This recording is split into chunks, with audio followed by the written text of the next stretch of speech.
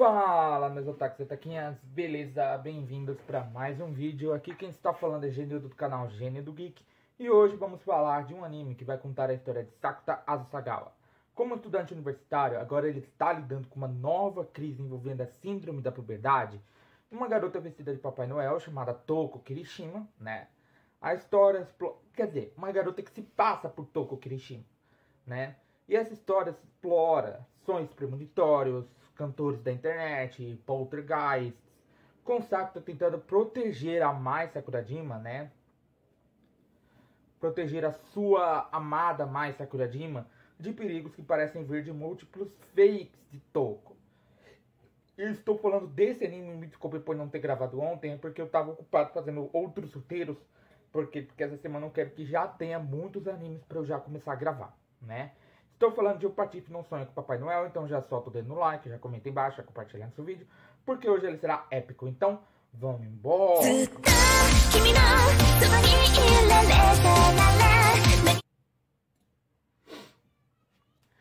Bom, galera, nesse episódio nós vemos que o Sakuta, ele acaba indo para Hokkaido, né, por conta que ele tinha que resolver todo o problema da Iwamizawa, né. Ele tinha que resolver todo o problema da Yamizawa, porque ela já não estava mais sendo ela mesma, estava se considerando como se fosse Toko Kirishima já. Então ele precisava ir atrás do Fukuyama para tentar fazê-lo se lembrar da própria namorada. Ele leva o troféu que tinha pego do lixo dela para que ele pudesse se lembrar. E a Kagi, né, acaba indo com ele. E ele acaba ligando para Mai para pedir que ela cuide da Kaede. Por quê? Porque ele vai estar um pouco tempo longe para tentar resolver esse BO, que é o BO da própria Iwamizawa, né? E não é só ela que está se passando pela Kirishima Toko, são outras pessoas também.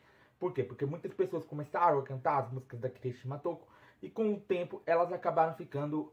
Muitas pessoas acabaram não percebendo a existência delas e elas acabaram ficando invisíveis. Entendeu? E por conta disso eles estavam ficando muito bravos por conta daquele sonho compartilhado que tiveram, aquele sonho premonitório compartilhado que eles tiveram, em que a própria Mai revela ser a Kirishima Toko. Então eles já estavam muito bravos, inclusive a Iwamizawa, né, porque ela estava muito preocupada com toda essa situação, porque ela se considera a Kirishima Toko, né? Quando ele chega, quando ele encontra o Fukuyama, ele entrega o troféu com o nome da Iwamizawa Nene, né? E aí ele acaba se lembrando que ela é a namorada dele, que ela ficou muito feliz em receber aquele prêmio e tudo mais. E ali eles acabam conversando entre si antes de irem até ela, antes de voltarem para Tóquio, para ir encontrar com ela.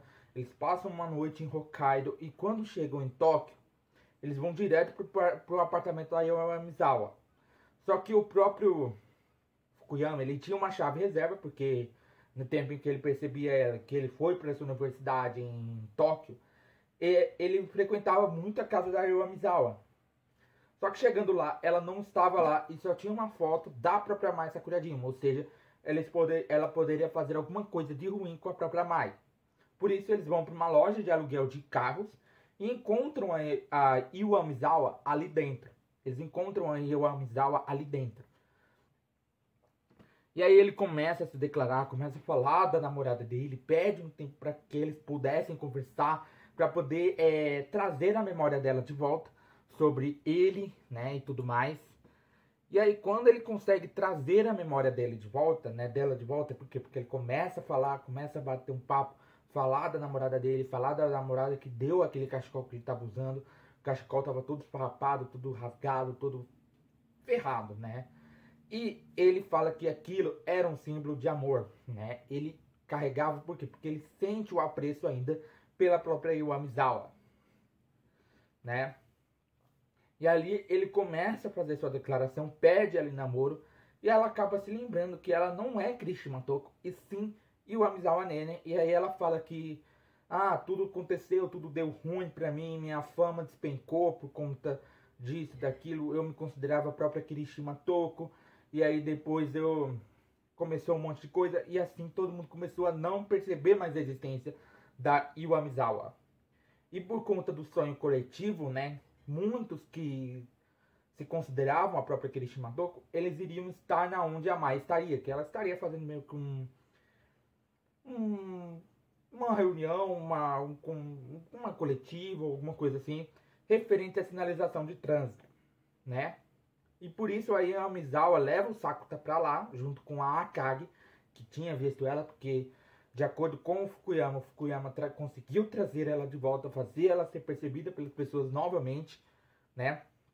E assim, eles vão até lá. E quando ele chega, ele acaba vendo que ali, aquele local, estava cheio de Papais Noéis, né? Um monte de pessoas vestidas de Papai Noel. E com medo do que eles poderiam fazer com a Mai, ele acaba descendo até lá. E todos estavam se sentindo meio que apertados. Eles não viam as pessoas vestidas de Papai Noel, né? Porque não tinha como presenciar a presença por conta das vezes em que eles cantaram as músicas da Kirishima Toko, né? E assim, sumiram, muitas pessoas não perceberam mais a existência delas. E aí, por conta disso, eles estavam se sentindo um pouco apertados. E aí eles começam a se apertar um pouco mais e assim acabam batendo na área onde estava uma caixa de som. O próprio Sakuta acaba chegando e empurrando a Mai para que ela pudesse não se machucar naquele acidente. E ali uma caixa de som acaba caindo no próprio Sakuta. Uma caixa de som acaba caindo no próprio Sakuta. E por conta disso ele acaba se ferindo, acaba caindo na cabeça e aí acaba sangrando um pouco. A própria Mai estava um pouco preocupada que ela corre e impede que ele bata a cabeça no chão. E os Papais Noéis, todo o público ali, ao ver o Sakuta cheio de sangue, eles começaram a voltar em si, né? Muitas pessoas começaram a perceber os Papais Noéis e tudo mais, e voltaram a si. O Sakuta passa um tempo com a faixa, agradece a Mai por ter protegido ele, e fala que sempre vai proteger ela, a todo custo que precisar, né? Todo mundo acaba indo visitar ele no hospital, mas o Sakuta tinha salvado a Mai, né? Machucando e é levado às pressas para o hospital. Ele acaba se curando e a Mai tinha segurado ele antes de bater a cabeça no chão. E é isso, galera. Meu nome é Genil, do canal Gênio do Geek. Eu te esperaria sentadinho todo dia. Então já vai sentando no like, compartilhando o canal para seus amigos. Aproveita e aperta o botão de inscreva-se, o botão do sininho. Arigatou e sayonara.